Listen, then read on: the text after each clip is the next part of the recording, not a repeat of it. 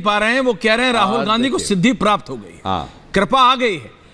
एक ऐसी कृपा मिलती थी, टीवी पे आते थे कि गोलगप्पे में पानी में सौंठ डालो कृपा आएगी। अब ऐसी कृपा आई है कि राहुल गांधी, मतलब अब मैं क्या बोलूं सुधांशु, ऐश्वर्य जी, मेरे मन में भी जो मुझे हंसी आई तो मुझे वो कृपा संबंधी जो एक प्रचलित वाक्य है मुझे वही नजर आया कि राहुल गांधी जी के ऊपर शायद वैसी ही कोई कृपा हुई होगी, वैसा ही कोई गुरु मिला होगा। तभी देखिए आचार्य जी कह रहे हैं कि उनको सलमान खुर्शीद को राहुल गांधी में राम दिखते हैं। जिसको हिंदू में बोको हराम दिखता है उसको राहुल में राम दिखता है। यथा दृष्टि तथा सृष्टि, ये कौन सी दृष्टि से कौन सी सृष्टि देख रहे थे, ये विचार करके बताइए मान्यवर। अभी आपने जो अपना उद्बोधन दिया उसमें आपने पहले 3 महान संतों के नाम दिए हमारे, गुरु नानक, संत कबीर और मीराबाई। तीनों का एक एक पंक्ति बताता हूं, भक्ति के बगैर सब समाप्त था। गुरु ग्रंथ साहब का अंतिम पद क्या है?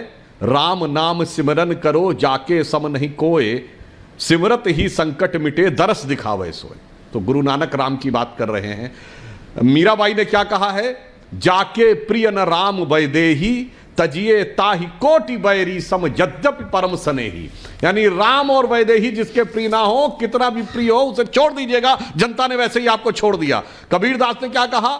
राम नाम के पट तरे देवय को कछुनाई, काले गुरु संतोष या हौस रही मनमाई। एक बार राम की भक्ति मिल जाए तो बाकी सब समाप्त है मान्यवर। इसीलिए बगैर भक्ति के सब बेकार है, पूजा के बगैर कुछ होता ही नहीं है। गोस्वामी जी ने लिखा है रामचरितमानस में कि जात पात गुण धर्म बड़ाई, धन बल परिजन गुण चतुराई, इन सब से मैं नहीं मिलता। वो कहते भगत हीन नर मोहे ऐसे, जल बिन बारिद लागे जैसे। यानी मेरे लिए इन सब गुणों के साथ बगैर भक्ति के यदि कोई व्यक्ति है तो बगैर पानी बरसने वाले बादल की तरह है मान्यवर। तो मैंने इसलिए कहा उनको थोड़ा बताइए कि ये पुजारी और भक्ति का अंतर। पॉलिटिकल बोला है तो मैं सहमत हूं, अपना वोट बैंक की राजनीति के हिसाब से बोला है तो मैं बिल्कुल परफेक्ट मानता हूं।